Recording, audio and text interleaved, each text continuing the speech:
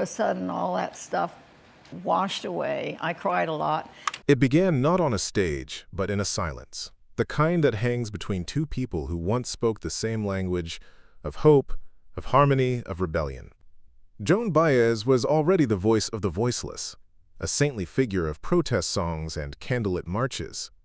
And then came a young man with unruly hair, a guitar slung across his shoulder, and a notebook full of cryptic poems. His name was Bob Dylan. At first, he was no legend, just another dreamer searching for a song to save him. NBUT Joan saw something in him that the rest of the world hadn't yet learned to notice. She saw a spark, fragile, furious, and sacred. She lifted him from the shadows and brought him into her light. On her stage, under her spotlight, in front of her devoted audience, Dylan found his wings. She didn't just share her fame, she gave him her platform, her faith, her heart. And when they sang together, it was like two storms colliding. Her voice soft and angelic, his raw and restless, both carrying the weight of a generation demanding to be heard. They were lovers, yes, but more than that, they were comrades in conviction. Marching arm in arm through the civil rights movement, they sang for peace, for freedom, for justice. Theirs wasn't just music, it was a mission. And for a brief, shining moment, it seemed as if the world might actually change under their chorus. NBUT fame, like fire, rarely burns gently. As Dylan's name began to echo across continents, something inside him hardened. The boy with the searching eyes became a man wrapped in mystery, guarded, elusive, unreachable. His poetry turned darker, his humor sharper. By 1965, he was hidden behind dark glasses, armor for a soul that no longer wanted to be seen. The man who once whispered love in her ear now spoke only in riddles to the press. Then came the betrayal, quiet, cruel, and without explanation. Dylan announced a world tour. Joan's name, once inked beside his on every marquee, was gone. No phone call, no warning, just absence, cold and deliberate. She learned of his plans the same way the world did, through headlines. For a woman who had given everything, her voice, her audience, her reputation, the silence was deafening. And then came Newport, the night Dylan plugged in his guitar and split the folk world in two. Fans gasped, critics revolted. But for Joan, the shock wasn't the sound, it was the soul behind it. The boy who had once fought beside her for truth now mocked the very causes that had bound them together. He dismissed her activism as naive, her music as sentimental. In interviews, he turned their love into a punchline, their revolution into a memory he'd rather forget. Joan didn't retaliate. She didn't fight for a spotlight that had already moved on. Instead, she did what she always did. She sang. Her voice trembled that night, but it did not break. Because beneath the heartbreak was something stronger. A realization. Bob Dylan wasn't just a lost lover. He was the embodiment of every betrayal that comes when ideals turn to ambition, when art becomes ego, when the dreamers forget the dream. And in time, she would forgive him, not with words, but with distance. Because some silences, she learned, speak louder than any song. And though history would remember Dylan as the poet who changed the world, Joan Baez would remember him differently, as the man who taught her that even the most beautiful revolution can end, not with a bang, but with a quiet, deliberate goodbye. If Bob Dylan's betrayal was a wound of silence, then David Crosby's was a wound carved in public. It came not with absence, but with laughter. The cruelest kind, the kind that hides behind charm. The late 1960s were alive with rebellion, flower crowns, peace signs, and the hum of guitars echoing through Laurel Canyon. And in that golden chaos stood David Crosby, the man with the mustache, the mind of a poet, and the ego of a god. Joan Baez entered this world with her usual grace, barefoot, gentle, carrying her convictions like a crown of thorns. But Crosby, he stormed through it like thunder. He was the voice of defiance, the rebel wrapped in velvet, the kind of man who could make a room melt with his music and then burn it down with his words. To many, he was magnetic. To Joan, at first, he was mesmerizing, a fellow believer in peace, protest, and purpose. Their worlds collided under the banner of activism, both performing at events that blurred the line between concert and revolution. And for a while, she thought he was one of the good ones, a kindred spirit in the struggle. But Crosby's rebellion, she would learn, had a darker rhythm. His wit was a weapon, his words aimed not at power, but at people, especially the ones who stood beside him. In 1970, during a nationally televised anti-war broadcast watched by millions, Joan was scheduled to perform a tender ballad, a song written for political prisoners, meant to soften hearts and awaken conscience. It was supposed to be a moment of unity, of purpose, but before she could step on stage, Crosby grabbed the microphone, unscripted, grinning, smoke curling from his cigarette. His voice, soaked in arrogance, sliced through the air. NHE mocked the so-called peace-loving singers, who sang about change from safe stages while others risked their lives. The crowd laughed, cameras rolled, and everyone in the room knew exactly who he meant. Joan stood just behind the curtain, frozen. Her song, her message, now twisted into a punchline. It wasn't just a jab, it was a public undressing of everything she stood for. Still, she went on stage. She sang, steady as stone, her voice trembling only at the edges. To the audience, she was serenity personified, but inside, she was bleeding. That night she wept, not from heartbreak, but from fury. The kind that burns slow and deep. The fury of being ridiculed by someone who pretended to share your fight. NTO the public. Crosby was still a hero of peace, a symbol of 1960s rebellion. But Joan had seen behind the curtain. She saw a man more interested in applause than authenticity, more concerned with his reflection than his cause. His activism, she realized, ended the moment the spotlight dimmed. And after that night, Joan made a quiet vow. Never again would she share a stage, a cause, or a conversation with David Crosby. Not out of bitterness, but out of clarity. Because to Joan Baez, real protest wasn't about who shouted the loudest. It was about who still stood firm when no one was clapping. And in the echo of that laughter, she learned one of her hardest truths.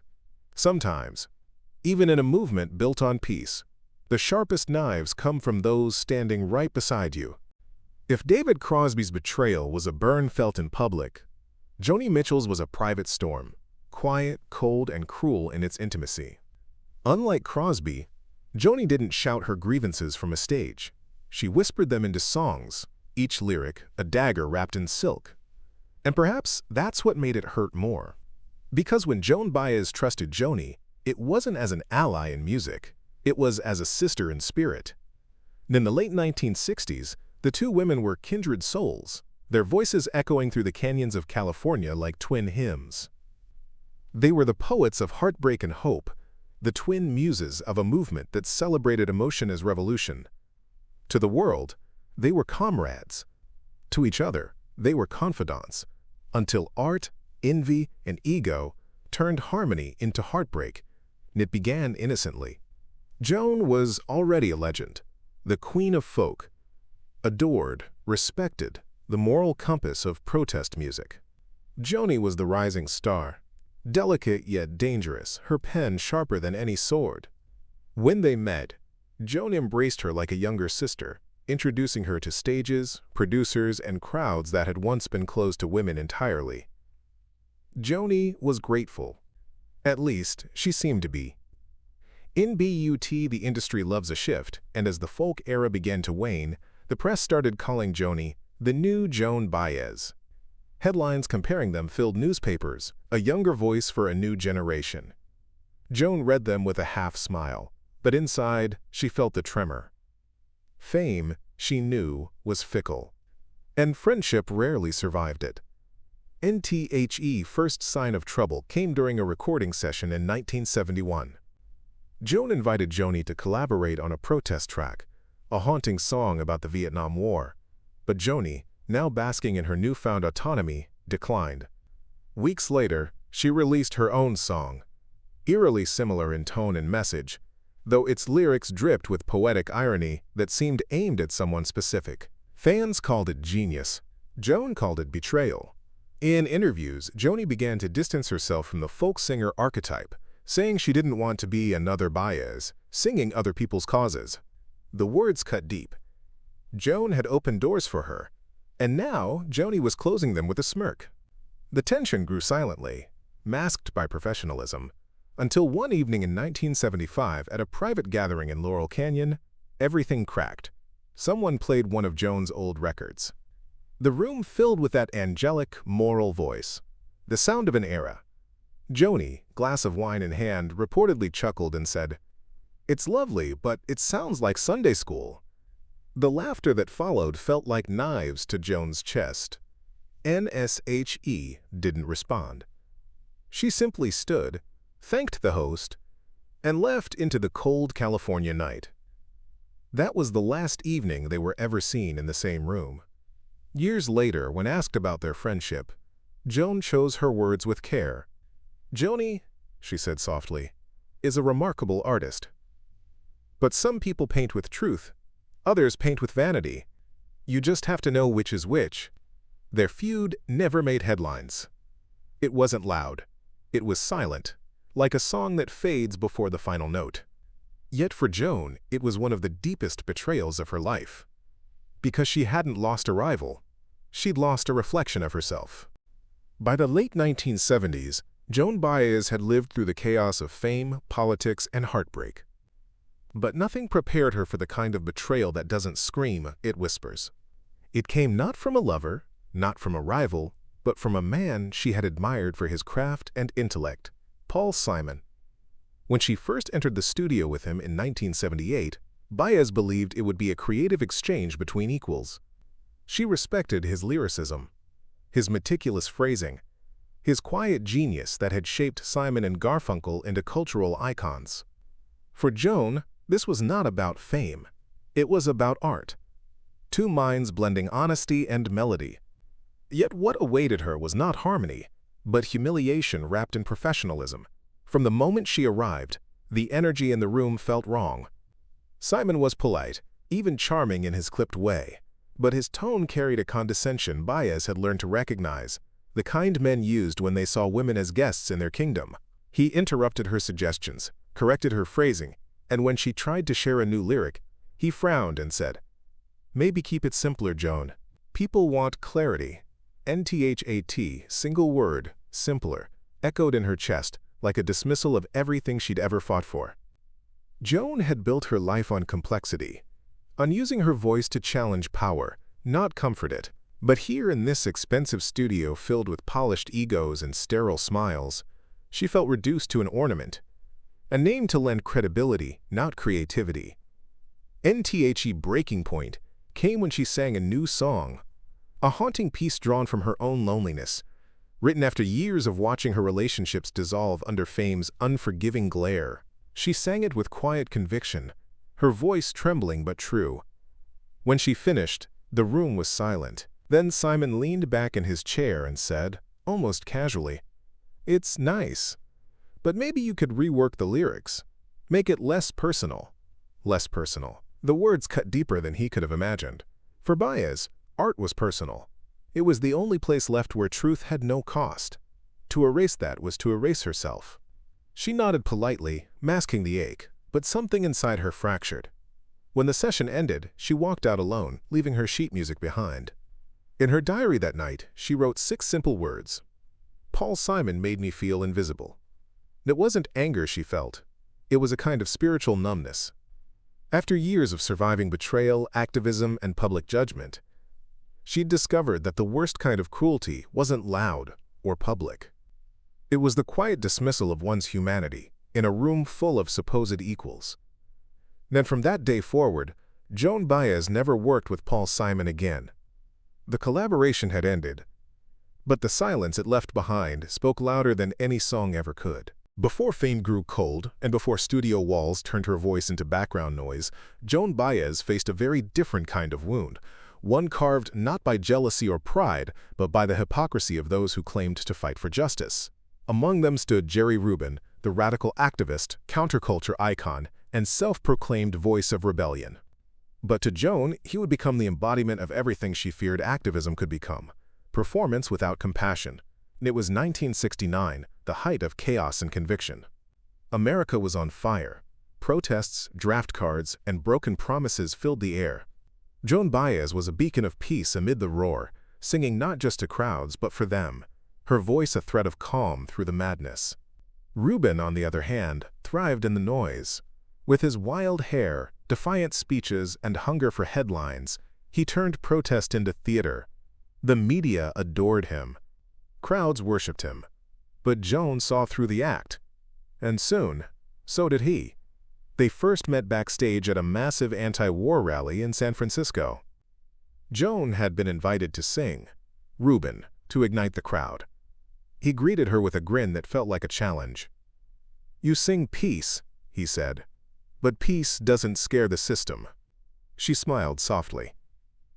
"It should," she replied, "if you sing it loud enough." NTHE tension between them simmered until the rally itself, a sea of tens of thousands beneath a red and gray sky. Joan took the stage with quiet grace, barefoot and humble, her voice carrying across the crowd like wind through glass. When she finished, the applause rose like thunder. Then Reuben stormed up, took the microphone, and laughed. "While our sister here sings about peace," he shouted, pacing the stage, "our brothers are dying in the streets. Maybe we need less singing and more fighting." The crowd roared, half with anger, half with thrill. Joan stood still, her face unreadable. But inside, something in her shattered. It wasn't the insult that hurt. It was the betrayal of purpose. They were supposed to stand together for truth, not tear each other apart for spectacle. Yet here was a man she once respected, mocking the very thing she believed could heal the world. When her turn came again, she didn't answer with anger. She simply returned to the microphone, looked at the restless crowd, and said, "There are many ways to fight. Mine just doesn't draw blood." Then she began to sing, "We Shall Overcome." Slowly, the noise faded. People who had shouted moments earlier now wept quietly. The power of her conviction cutting deeper than any speech could. NTHAT Day, Joan realized that revolution without love was just another form of vanity. Reuben wanted applause, she wanted change. And as the years passed, their paths diverged. His ending in self-promotion, hers in endurance. NTO the world, Jerry Rubin was a rebel. NTO Joan Baez. He was a reminder that the loudest voices often echo the emptiest hearts.